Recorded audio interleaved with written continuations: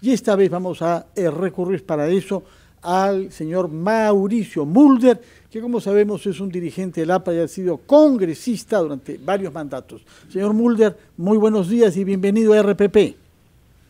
Muchas gracias por la invitación.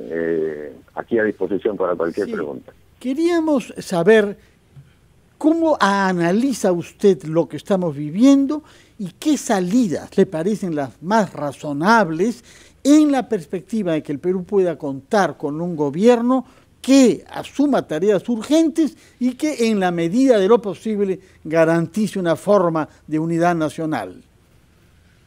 Bueno, yo creo que nuestro país atraviesa desde hace 2 o 3 años, y sobre todo a partir del golpe de Estado del 30 de septiembre del año 19, un Estado de derecho en hecho. Es decir, es un Estado en el que supuestamente estamos dentro del Estado de Derecho, pero que en realidad es un gobierno de facto, puesto que normalmente se interpreta la ley para favorecer a los que están buscando imponer un punto de vista, aunque la tuerzan la ley. Y entonces lo que está haciendo el Jurado Nacional de Elecciones es consecuencia de ese estado de cosas. Ellos van a emitir de todas maneras, llueve o truene, una resolución proclamando al señor Pedro Castillo.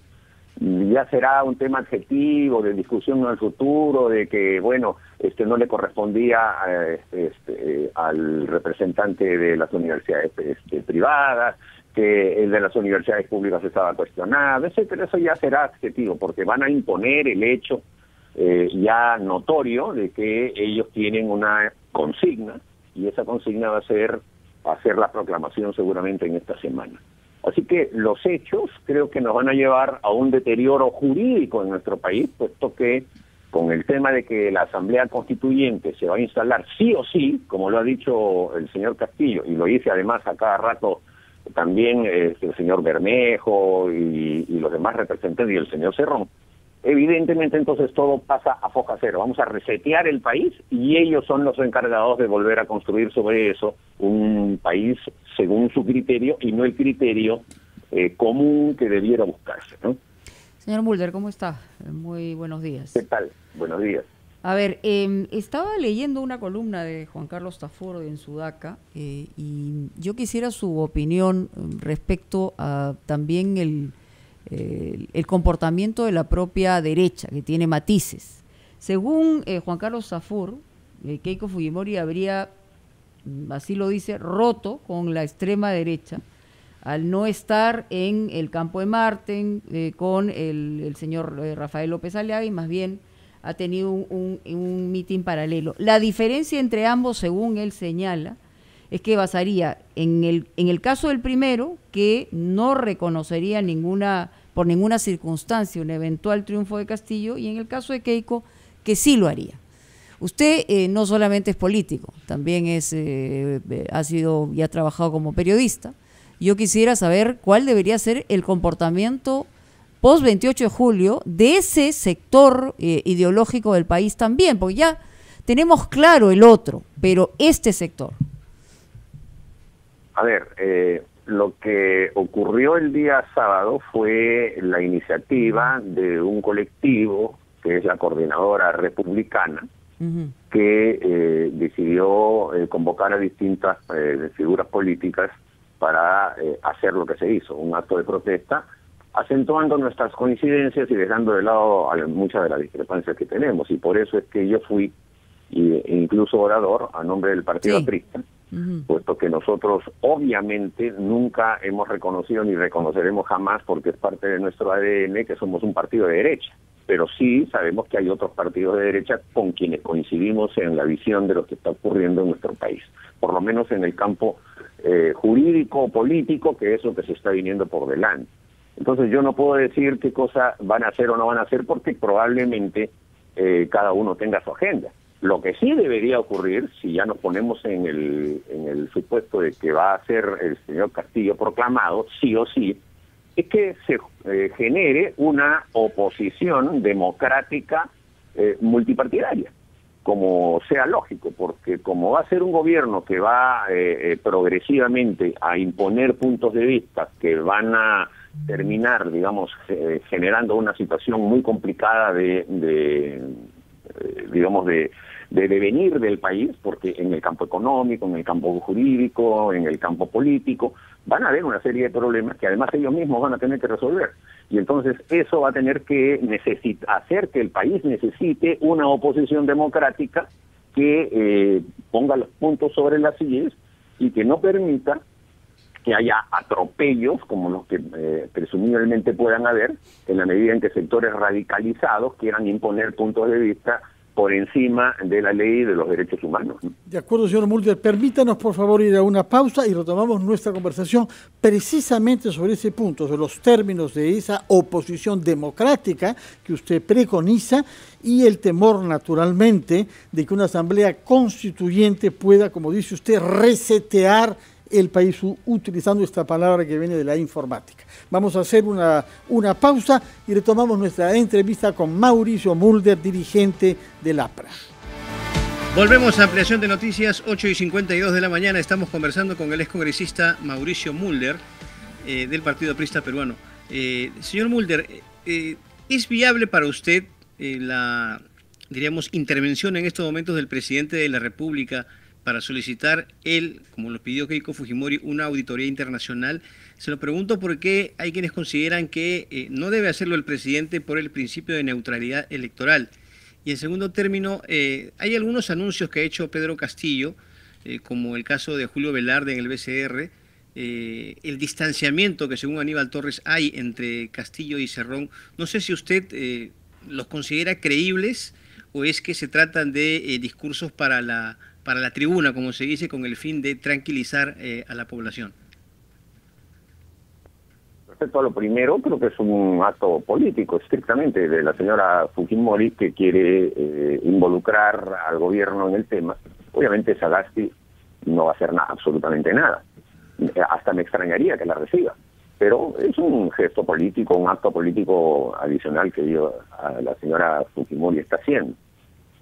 No sé si va a tener ningún desenlace ni ningún tema, digamos, práctico.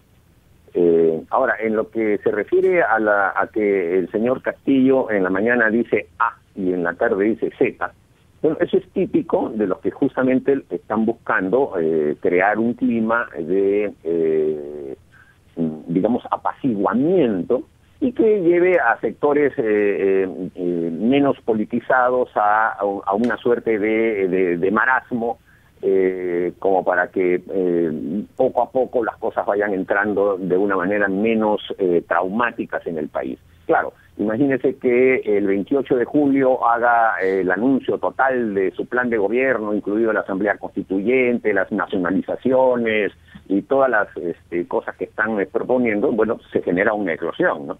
Las cosas seguramente las van a hacer gradualmente. Yo creo que es una estrategia de Pedro Castillo. Yo no me creo el cuento de que él es el moderado y que su partido, Cerrón y Bermejo, son los radicales. Yo creo que él es un tributario de justamente los radicales. Su biografía al interior del movimiento magisterial ha sido la de un aliado de los sectores más radicales. CONADE, Modavés, han sido siempre su plataforma para poder figurar dentro del SUTEP y minimizar y sacar prácticamente a Patria Roja. O sea, han estado a la izquierda de Patria Roja durante muchos años el señor Castillo, y evidentemente él sabe cuál es el comportamiento ultraizquierdista con el que convive, de manera que todo esto que está sucediendo es solamente estrategia, es tratar de hacer que sectores más o menos centristas, que tienen acceso a los medios de comunicación,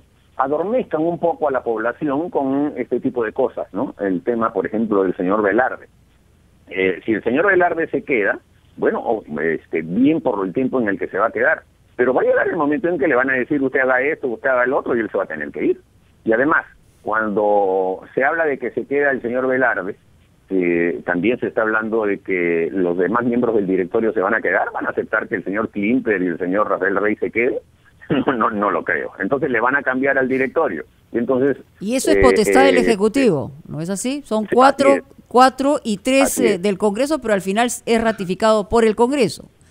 Exactamente. Entonces, ¿qué va a hacer el señor Velarde con un directorio en donde hay personas que, digamos, no piensan como él? Sí. Va a renunciar, pues. Así que yo creo que Pero solamente justo en son ese temas, sentido, el políticos. Congreso, digamos, ya, con toda la desconfianza que puede generar y el miedo que puede traer consigo la probabilidad de que asuma el señor Pedro Castillo y que sea gradual lo que, como usted señala, ¿cuál es el papel que tiene que hacer el Congreso? Porque tampoco le va a ser tan fácil en un país tan fragmentado, y no solamente eso, sino que evidentemente los porcentajes de respaldo real van a más o menos volver a sus niveles, y en el medio una serie de tendencias distintas a la de los dos extremos.